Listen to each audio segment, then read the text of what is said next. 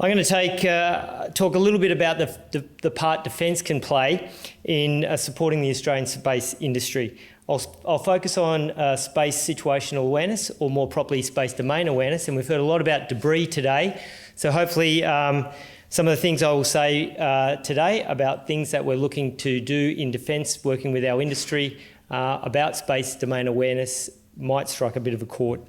So first of all, what is space domain awareness and why do we need it? It's understanding the totality of space, the space environment, space weather, what is occurring due to natural phenomena and human activity.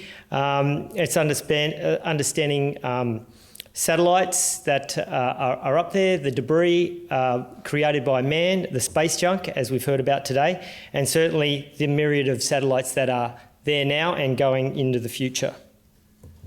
Understanding objects in space and the environment effects of space allows us to predict what might occur. And perhaps the worst outcome is a conjunction or a collision between two satellites. These have occurred before and they're probably going to occur again, unfortunately.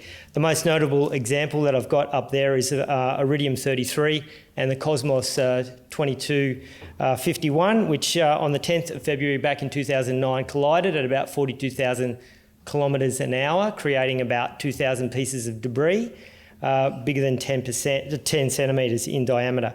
Amazingly, when we're talking about space domain awareness, Iridium was a live satellite and it actually manoeuvred to miss the other satellite and actually manoeuvred to crash into it. So why is it important? With a reasonable level of space domain awareness, your satellites without it, your satellites become more vulnerable. In the military context, that vulnerability moves beyond just space weather and the opportunity, I guess, for a collision. It extends to an adversary possibly blinding, jamming, spoofing, or in the extreme, destroying one of ours or our allies' satellites. I think, and we've talked about it a little bit today, that the audience here is pretty well versed on how dependent Australian society is on space for banking, mining, agriculture, entertainment and communications. But certainly defence has critical dependencies as well for positioning, navigation and timing. Timing probably being the most important there. Communications as well. And if we think that Space 2.0 has legs, what Paul was talking about just before me, and there's no reason to think that it doesn't, there'll be a dramatic increase in the number of satellites up in orbit very soon. It's becoming more congested, contested and operationally challenging than ever before. The United States Air Force are our great allies, and I'd like to talk about their capabilities for a moment because we are linked very closely because they're our closest ally. They have lots of things that contribute to space domain awareness, including telescopes that look all the way out to geostationary orbits. They have radars that look at low Earth orbits. They've got passive radar capabilities, electronic warfare capabilities.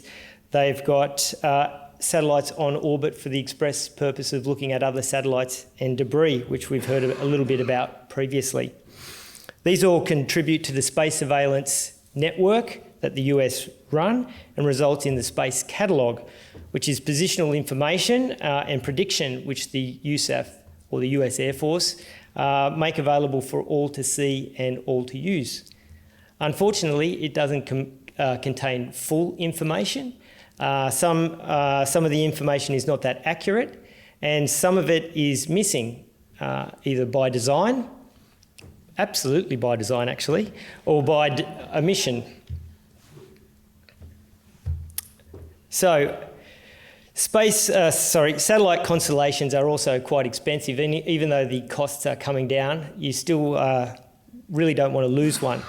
The debris cloud, and we've heard about space junk and debris quite a lot, generated from an unavoidable or an avoidable collision could affect many other objects in space.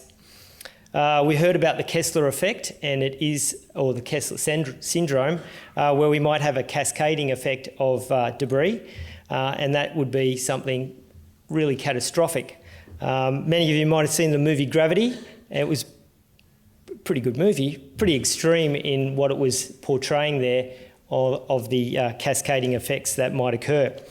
Indeed, the debris from the Iridium and Cosmos collision back in 2009, which created about 2,000 pieces of debris, as I said before, only about 90 of those have decayed out of orbit. So that's over 10 years. So it's pretty grim. Once things are up there, the debris stays there for a very long time.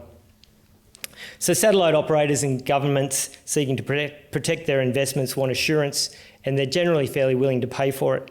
Companies have started to seize on this opportunity, such as ExoAnalytic and AGI, with networks of space telescopes and radars and complex mission systems that can determine what is occurring and predict conjunctions or collisions, whichever you want to call them, and allow us to take evasive action.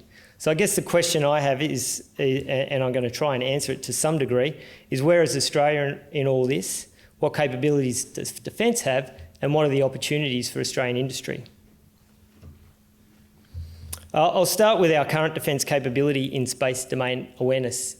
And there it is. We only have one. It is a C-band radar at Howard Holt. It's an old US Air Force asset that we brought here in 2014. We signed a memorandum of understanding with the US whereby we operate that and we share the data. We also share the operational costs. It became operational in 2017. We operate it remotely from RAF Base Edinburgh down in Adelaide. It looks into low Earth orbit. It's still a reasonably serviceable, if a little bit old, capability.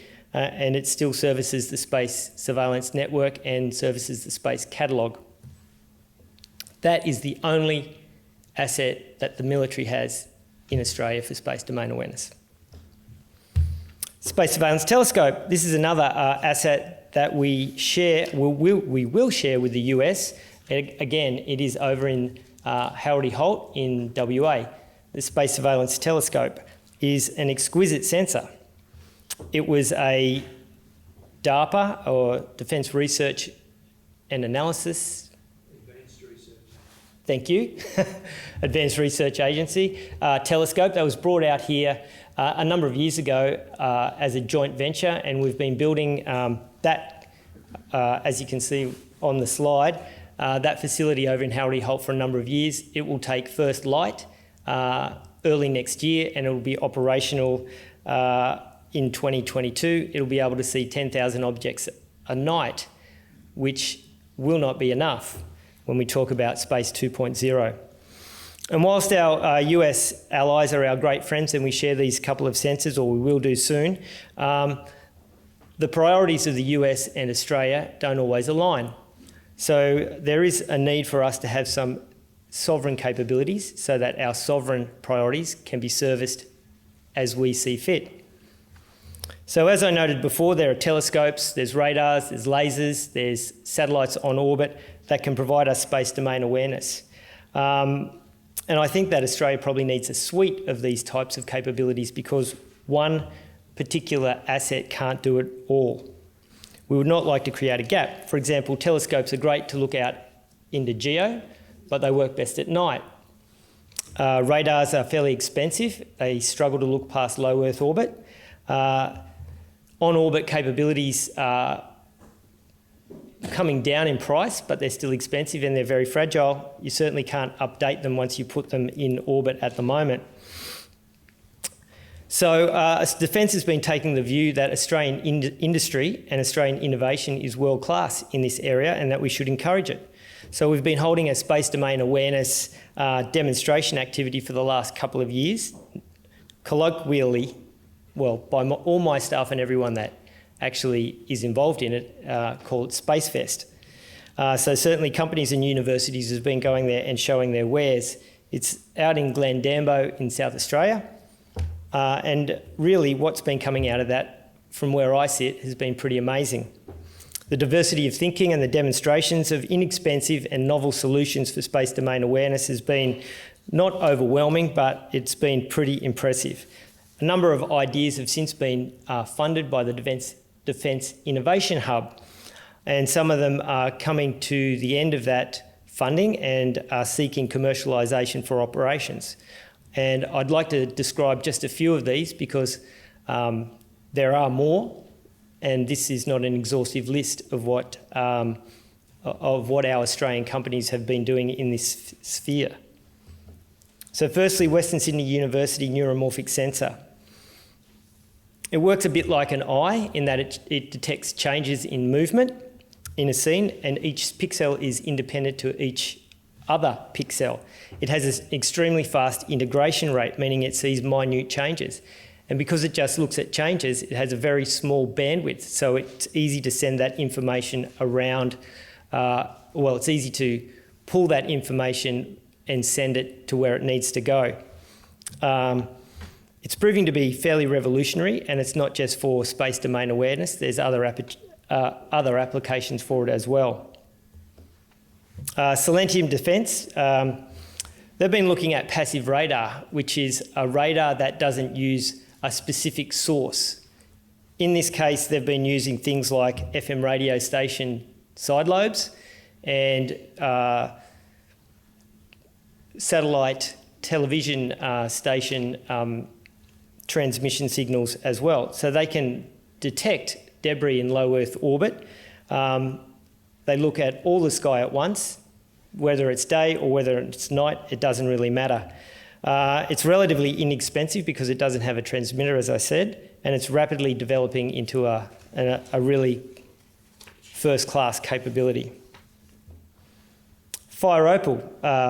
Curtin University and Lockheed Martin Australia have developed a system called Fire Opal, which is really a network of really simple cameras. And if you can see there, the big part is a solar cell, and the bit on the right, that funny little tripod is just a tripod with a camera on it.